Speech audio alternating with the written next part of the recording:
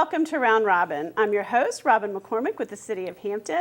And today we have a very special, unique event that we'd like to introduce you to. It's a benefit for the Hampton History Museum. And here to talk about it are the museum's Director Luci Cochran and Jimmy Eason, former mayor, former economic director, and benefactor. Is that?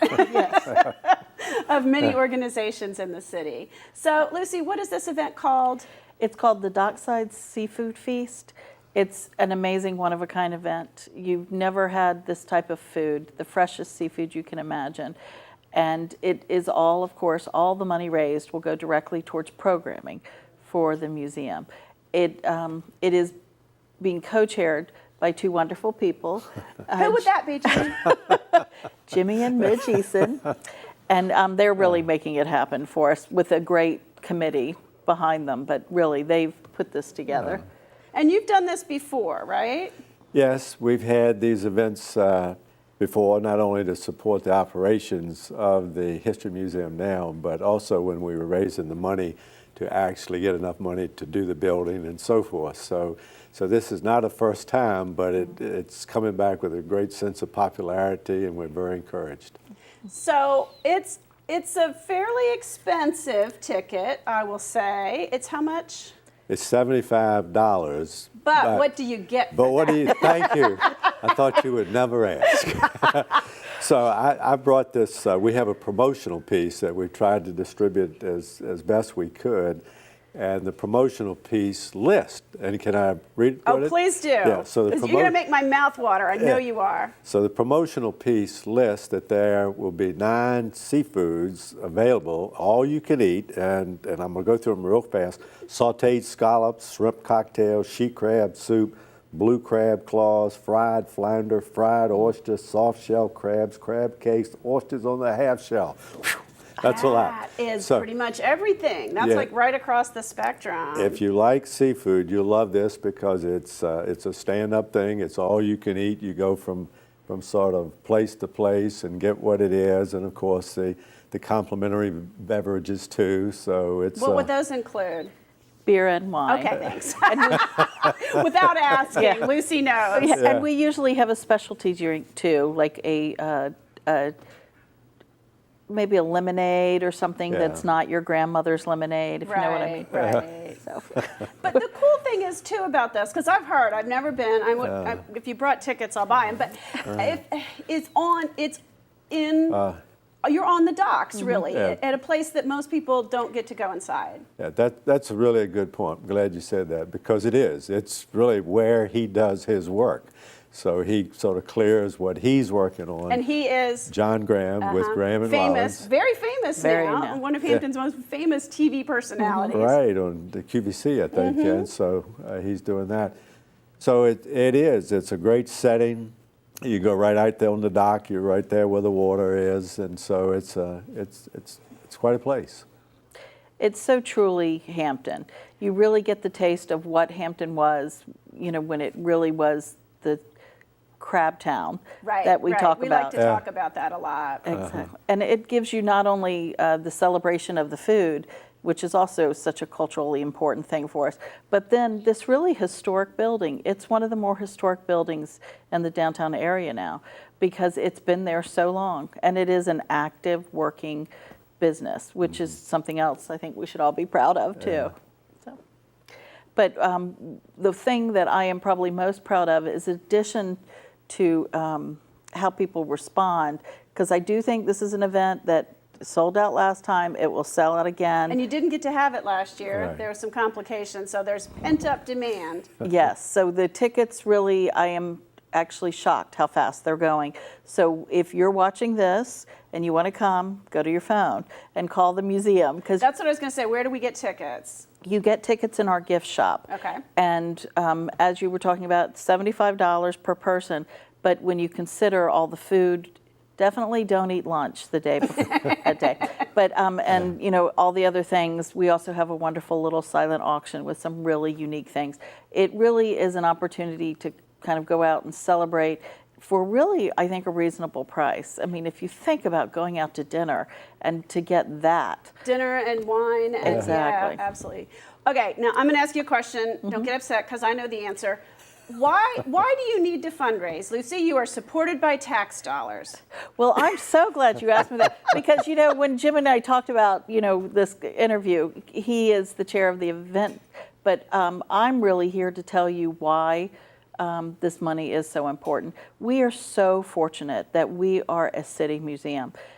A lot of organizations, you know, it's certainly a challenging time for nonprofits as a whole. It is. There's almost no museum that can exist without local money, state money, some kind of taxpayer contribution. And so every day we are so grateful that we have this city public support. And, you know, we're so proud that we are really telling the city's story and telling it not only on a local and regional level, but we're even getting national attention these days for Hampton's history and how important it is to America's story.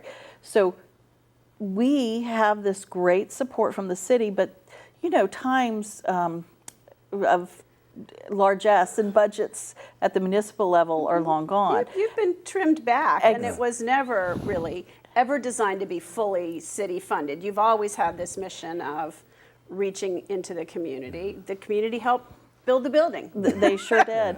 And so for us, it is kind of our mission to make sure we have that community support. And as you said, it gives you a chance to really tell your story and build more support in the community. You're not just fundraising, but you're also making sure that they understand the asset that the museum is. So that's what we do every year. And this is our biggest event to fundraise. But what it does is it pays for all the programming we do. I know I see you at some of our programs, Yes, Robin. yes. We really have a diverse menu of options.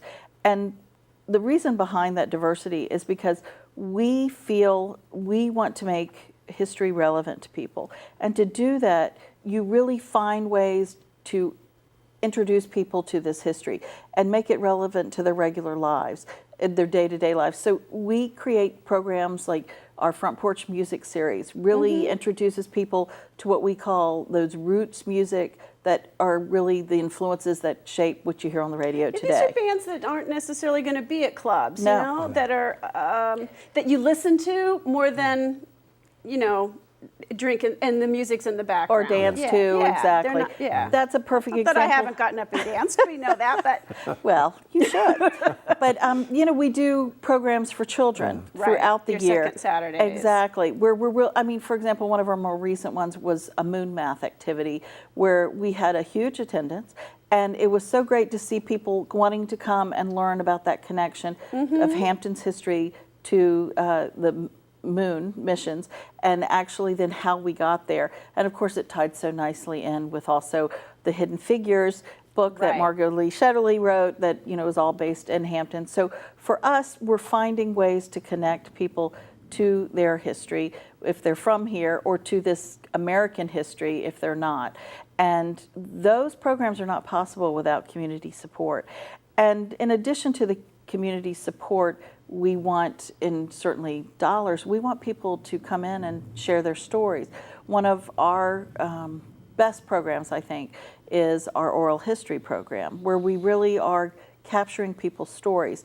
And that could be anybody's from, you know, talking about when Isabel was here a couple years ago and visited us. geez. You know, that's history for Hampton. And so capturing something like that to capturing perhaps the story of people that were in World War II, those veterans that we're losing daily. I mean, those are important histories that give you context to those dates and names we all learn in school. So for us, making connections is really critical, and to have the money to create those programs that do that, that's what we're here for. And it's a fun way to do it. Of course, you know, you don't want to just have people write checks, you want people to get involved. So the event itself is fun.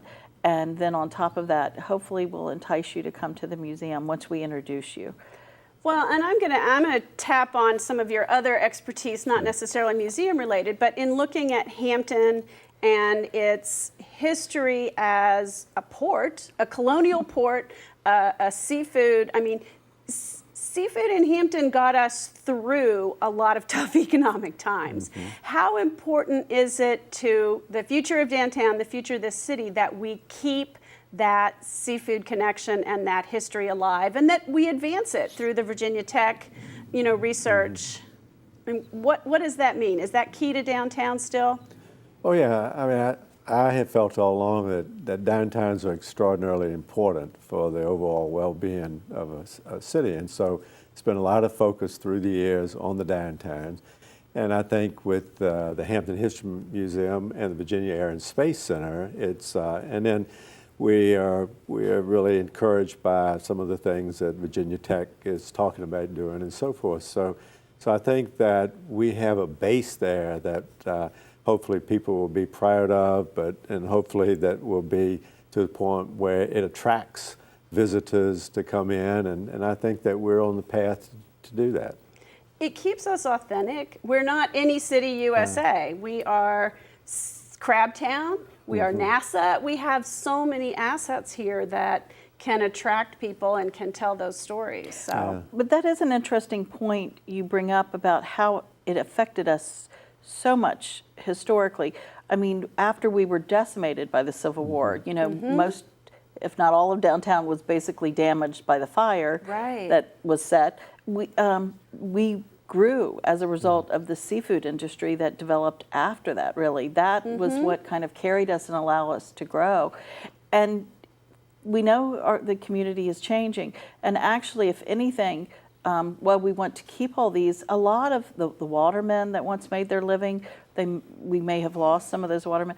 That is who we are, even if we're not Crabtown still in that sense where, that's the primary industry.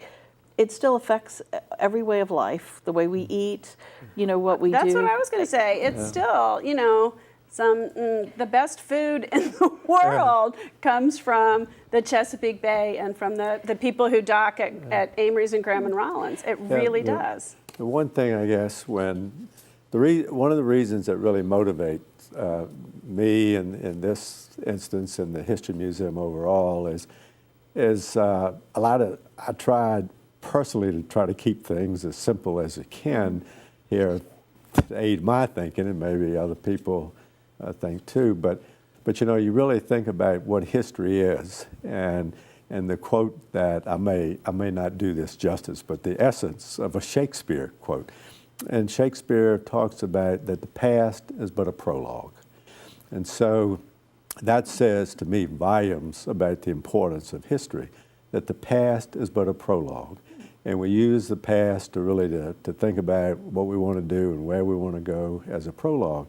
And if you stay focused in that respect on really vision and the whole concept of diversity, because Hampton is a diverse community, and that can be a plus, a big plus, if we really think about it and go about it in the right way.